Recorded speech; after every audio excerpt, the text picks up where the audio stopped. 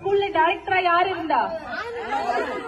Father வந்து பணிமாற்றம் அடைஞ்சு father இதுக்கு முன்னாடி இருந்தாங்கல்ல சிவகங்கை, அந்த ஸ்கூலுக்கு போயிருக்காங்க. அங்க இருந்து ஃபாதர் நமக்கு இயக்குனர் அருள் தந்தையா வந்திருக்காங்க. 5 ஆண்டுகள்ல வந்து ஆனந்தன் ஃபாதர் நம்மள ஆனந்தமா வச்சிட்டு இருந்தாங்க, அப்படிதானே? இந்த ஆண்டுல இருந்து நமக்கு பல புதுமைகள் செய்வதற்காகவும் அற்புதங்கள் செய்வதற்காகவும் யார் வந்திருக்கா? ஃபாதர் அற்புதராஜ். ஃபாதர் பேர் என்ன? அற்புதராஜ். இவங்க வந்து கடந்த 7 ஆண்டுகள் வந்து இயேசு வனத்துல இயக்குனர் தந்தையாக இருந்திருக்காங்க. அதுக்கு முன்னாடி மதுரையில பொருளாளர் தந்தையாக பணியாற்றி இருக்காங்க. கடந்த 13 ஆண்டுகள் ஃபாதர் வந்து ஃபாதர் ஆகி 13 ஆண்டுகள் ஆகுது. இந்த 13 ஆண்டுல அவரோட பணியை வந்து ரொம்ப சிறப்பா செஞ்சிட்டு இருக்காங்க. ஃபாதர் வந்து ஒரு இசை கலைஞர், அழகா கீபோர்டு வாசிப்பாங்க, நல்லா பாட்டு பாடுவாங்க. இனி வர காலங்கள்ல நம்மள அழகா பார்த்துட்டு வழி நடத்துவதற்காக கடவுள் நம்ம கிட்ட ஃபாதரை அனுப்பியிருக்காங்க. நம் அனைவரின் சார்பாக ஃபாதரை வெல்கம் சொல்லுங்க. இனிமேல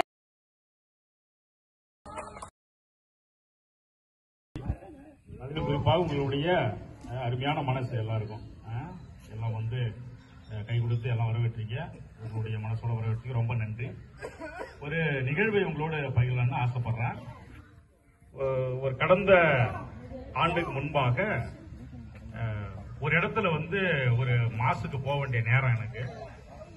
கரெக்டா 6:30க்கு வந்து அங்க இருக்கணும். எத்தனை மணிக்கு? சாயந்தரம் 6:30 மணிக்கு பூசை. 6 மணிக்கு கிளம்பினாதான் ஏசுவனம் அடிக்கிற இடத்துல இருந்து கிளம்பினாதான் 6:30க்கு ரீச் ஆக முடியும். ஆனா வந்து அன்னைக்கு நேரத்தோட என்னால கிளம்ப முடியல. நான் கிளம்ப 6:10க்கு வந்து லேட்டா கிளம்புறேன்.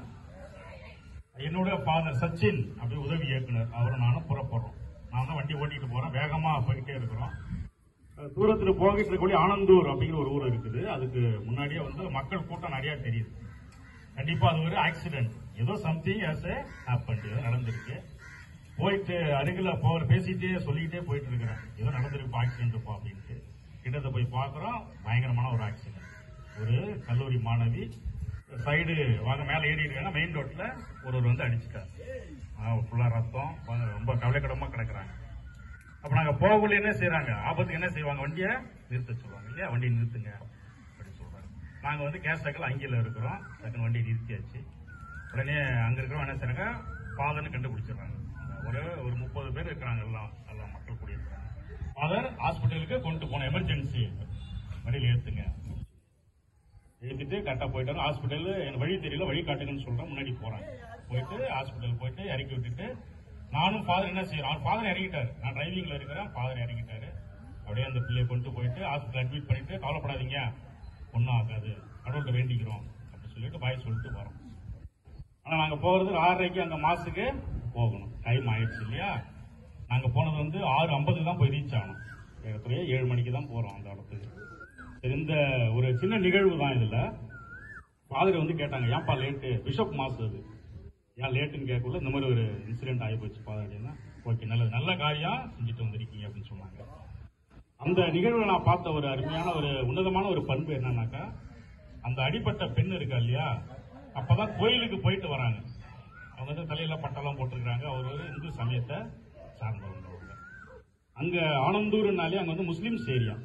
அந்த 20-30 பேர் இருந்தாங்க இல்லையா, எங்களை வண்டி மறிச்சது, லிப்ட் கேட்டது, ஹாஸ்பிட்டல் கொண்டு போனது, எல்லாருமே அவர்கள் வந்து இஸ்லாம் சமயத்து நண்பர்கள். அவர்கள் அவங்க இருந்தாங்க. வண்டியில யாரு கொண்டு போனது, வண்டியில யாரு அழைச்சிட்டு போனது, ஃபாதர்ஸ் இல்லையா. நாங்க வந்து ஃபாதர்ஸ் தான் கொண்டு போனோம். உண்மையிலேயே ஒரு அருமையான ஒரு நிகழ்வு, தத்ரூபமா நடந்துச்சு. அது ஒருவேளை அந்த இஸ்லாம் சமயத்த நண்பர்கள் நினைச்சிருந்தா நம்ம தொடக்கூடாது, ஏற்கனவே நமக்கு சண்டை இருக்குது, ஒரு இன ரீதியா மத ரீதியா விட்டுட்டு போயிருந்திருக்கலாம். ஆனா அவங்க விடல.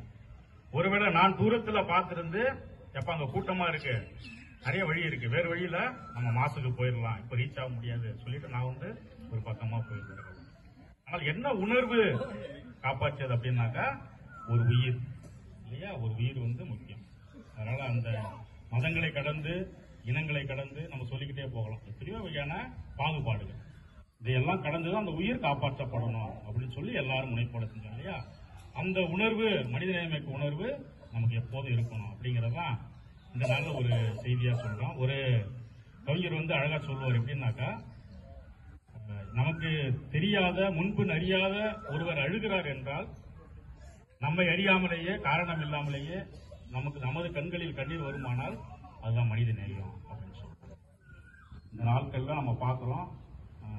அண்மையில் நடந்தது பெஹல்காம் தீவிரவாத அந்த அட்டூழியத்தை நம்ம பார்த்தோம் இல்லையா, அந்த மனித உயிர்கள் போன அந்த சூழ்நிலை. இதுல வந்து மனிதநேய உணர்வு ஒரு இலக்கம் ஈடுபட்டிருக்க மாட்டாங்க. சரி, நல்லது. இந்த நாள் அந்த செய்தியை நாம் எல்லாம் கற்றுக்கொள்வோம். இறைவன் நம்ம எல்லோரையும் நிறைய ஆசிரியர் நல்ல உடல்நிலை மனநிலை நமக்கு கொடுக்கிறார். அதனால நம்ம எல்லாரும் என்ன செய்யணும், எப்போதும் ஆமா மதங்களை இனங்களை பாகுபாடுகளை கடந்த அன்பு இரக்கம் நமக்கு எப்போதும் இருக்கணும். அதனால இந்த நாள்ல அந்த செய்தியை உங்களுக்கு சொல்லிக்கிறேன். நம்ம எல்லோரும் அன்பா இருக்கலாமா? ஆமா, இரக்கமா இருக்கணும், அன்பா இருக்கணும். அதனால அந்த செய்தியோட உங்களை குடும்பங்களே சந்திக்க மகிழ்ச்சி. நம்ம எல்லாம் ஒன்னா இருப்போம். இதனுடைய இறைவன் நமக்கு என்ன அந்த ஆசிரியத்தை கொடுக்குறாரோ அதை பகிர்ந்து வாழ்வோம். நல்லபடியாக இருப்போம், மகிழ்ச்சியாக இருப்போம். தேங்க்யூ. God bless you.